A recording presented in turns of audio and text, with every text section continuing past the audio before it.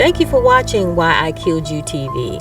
Don't forget to subscribe, like, comment, and share this particular video. We're going to be talking about Ermalinda Palomo. She was engaged to Nathaniel Huey Jr, a man that she discovered was having an affair with a married woman. This married woman had 2 children as well. Rather than confront the affair directly, Palomo allegedly came up with a disturbing plan to eliminate her romantic rival.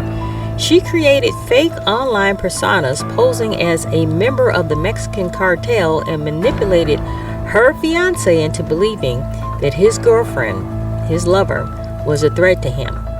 According to investigators, Palomo convinced Hughes to kill his girlfriend in order to protect his own life. On September the 16th, 2023, Nathaniel Jr. entered his lover's home in Romeoville, Illinois, and murdered her, her husband, and her 2 sons. Let's play this clip. They hate you. You're gonna die. I don't want to do this. Hello. I know you know what's going on and why you were here. Okay? I know you were talking on the phone with your husband right now. We're investigating a murder. Okay? This is Ermalinda Palomo, a 50-year-old woman. She's about to realize that in less than 24 hours, her fiancé has become involved in a brutal and complex murder case. Here we go. On September 17th, the Romeoville police in Illinois received 2 separate calls. The first was from Rihanna, who reported that she had been trying to contact her sister, Zoraida Bartolomei, but hadn't heard back from her or her husband, Alberto Roland. A short while later, Zoraida's mother called the police with a similar concern. I'm calling for my daughter, Zoraida Bartolomei. She lives on Concord Avenue, Romeoville, Illinois, and we haven't heard from her or her husband or her children during the whole day. No answering the phone. If somebody can go by the house and check them, because the husband, they called from his work that he didn't show up to work. And he never, he's always at work. A short while later, the police arrived at the couple's home on the 500 block of Concord Avenue to conduct a welfare check.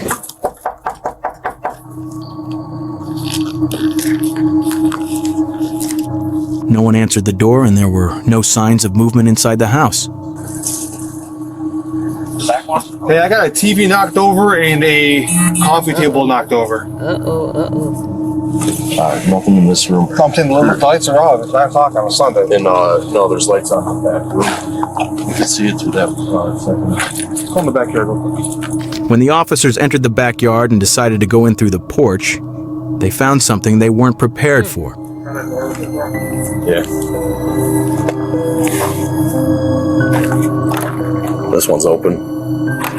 Oh God. I need more units here. Hold this. Yep. You with me. You guys hold the front, okay? From a position of cover, please. I don't know if anybody's in there or not. You got another door right here.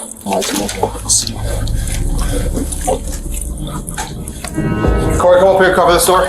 This window. Fuck, this lights is dead. God damn it. Where's the light? Fine. Romeo, please, anybody here? Romeo, please, anybody here? Body. They found something. Inside, police discovered a horrifying scene, the bodies of an entire family. Wow. Alberto Roland, 38, Zoraida Bartolomei, 32, and their 2 young sons, 9-year-old Adriel and 7-year-old Diego, had all been shot to death with a 9mm gun. Even the family dogs had been killed. Quiet couple. They kept to themselves. They maintained their yard. I never saw their kids out front. I only heard them in the back. The police investigation began immediately. This couple had no criminal history, no financial or work-related issues, and had just bought this home in April of the same year to start a new life. Zoraida worked for an engineering company in Glendale Heights, while her husband was employed at a local liquor distribution company. Investigation leads police to believe this happened between 9 p.m. on Saturday and 5 a.m. on Sunday morning. Investigators found shell casings from a 9mm pistol, overturned furniture, and abandoned spray-painted profanity, an attempt to stage the crime as random. Alberto, awake during the attack, was shot in the hallway while trying to reach his family. The intruder gunned him down before killing Zoraida and their sons as they slept. Wow. With no murder weapon in the house, it was clear this was a targeted attack, not a murder-suicide. And Romeoville police still very tight-lipped about a possible motive for the violence. Detectives questioned Zoraida's co-workers and uncovered a crucial lead. She had been receiving threatening messages for weeks, warning that her life and her family were in danger. They also learned that Zoraida had been secretly involved with a co-worker, Nathaniel Huey Jr., 32, for nearly 4 months. Her husband, Alberto, was aware, but had... So, the wife is having an affair. She's got a beautiful family. They just bought a beautiful house, and she decides to have an affair. Crazy. agreed to stay for the sake of their children. The threat started shortly after Zoraida began seeing Nathaniel, escalating over time as she ignored them. The messages warned that she, her children, and Nathaniel were in serious danger. A week before the murders, Alberto also started receiving similar threats. So, what can you tell us? With mounting evidence, Nathaniel Huey Jr. became the prime suspect, the man behind the threats and the brutal murders. Detectives quickly tracked him down at his workplace and brought him in for questioning. Are you married? Yeah, but not on paper. Yes, but we're not. Yes or no, brother? So like church married, but not paper married? I gotta ask, do you have anything to do with this? Okay, I have to ask, and you know that your number is going to be in her phone, and we're going to find your text messages, and we're going to find that stuff, and I want to get a surprise later on that you guys were fighting, or that there was something going on between you two, or just three of you that I don't know about, Nothing like that. Nobody was threatening anybody, or fighting. Really seemed like fucking angel, you know what I'm saying? Sweet girl. I don't know, did she ever tell you I'm worried, I'm scared of my husband, or I'm worried, I'm scared of a neighbor? He didn't seem like threatening, because the reason we were really taking everything really slow, because he just seemed like he was a pretty nice, easygoing guy, but just kind of one of those things of she's not ahead. When you say you guys were gonna move forward, so were you guys actively looking to try to get a place together or something? Yeah, it was going slow, just kind of it's only a couple of months kind of thing. So yeah. Nathaniel and Zoraida's relationship had grown intense. According to witnesses, they saw each other as soulmates. Investigators also found love notes written by Zoraida in Nathaniel's workspace, further confirming their deep connection. Like I said, nothing against my wife, man, but just a different connection with someone. Yeah. That I just felt really strong. Detectives knew there was more to Nathaniel's story, and they were certain he knew something crucial. The day before the incident, Nathaniel left work earlier than usual and didn't return after the incident. Nathaniel's stepdaughter described him as paranoid, saying this behavior had only intensified in the weeks leading up to the murders. He often claimed that specific people or organizations were following him, and even went as far as protecting his digital devices from being monitored. Another suspicious detail was Nathaniel's business, and he owned a registered security services company that gave him access to various security equipment. Later that afternoon, on September 18th, after speaking with Nathaniel, the police headed to the Opon house. They planned to speak separately with his fiancée to see if they could find any more leads. I know you know what's going on and why you were here. I know you were talking on the phone with your husband right now. And in those phones, we're doing what is called a phone dump. We can retrieve those messages. Okay. We have retrieved those messages. All right, we've read them. We're pretty clear that somebody's pretty upset at the victim. Okay, is there any way that these text messages are going to come back to you, or your name, or your phone, or anything associated with that? Okay. Why are you scared of him? Oh, I'm not scared. Why? Okay. Why are you scared right now? Because when I called him, because I was scared, I didn't know where he was. Okay. He said, someone's following me. Okay. So I called. And then I heard him say, why are you following me? Do you want to search the car? And then someone said to him, there are messages from you, and it's because her husband found out you were having an affair. And I didn't know that. You didn't know what? that he was having an affair. Okay. When did you find that out? Right now? Just right now. Okay. When's the last time that he had an affair? So I know this is not the first time. No, it's not. Okay. When's the last time you knew he had an affair? When we first started dating. 2015? 2015 to maybe 17. What about a man by the name of Alberto Rolon? Have I ever heard of a man? Yeah. No. So when we asked your husband if he knew this person, Zoraida, he said, I've never heard that name. Why would he be lying to us? I don't know. I don't know. Should I believe him? I don't know. What I would like to ask you is, on either Friday or Saturday night, did he go out with his friends? No. Did he work? Friday night? No, he was with me. Saturday night. No. Ermalinda claims that Nathaniel was at home on Friday and Saturday night and couldn't have left the house. She says her daughters are witnesses to this and can confirm it. Like what we're asking for is consent to get the text messages off your phone between you and her, to Snapchat or whatever it is between you, so we have both sides of it. Trying to eliminate you as a suspect, but It's all on the computer, or you can get it on the computer. no, we have to take the phone, we plug it in, we take it out, and we give your phone back. I don't have anything in there. The most important evidence the police currently have are the text messages. These could provide crucial information once the sender and the full story are revealed. The police asked Nathaniel for permission to search his phone and to collect a DNA sample. How about this? How about I come see you guys later today after work or something like that? Because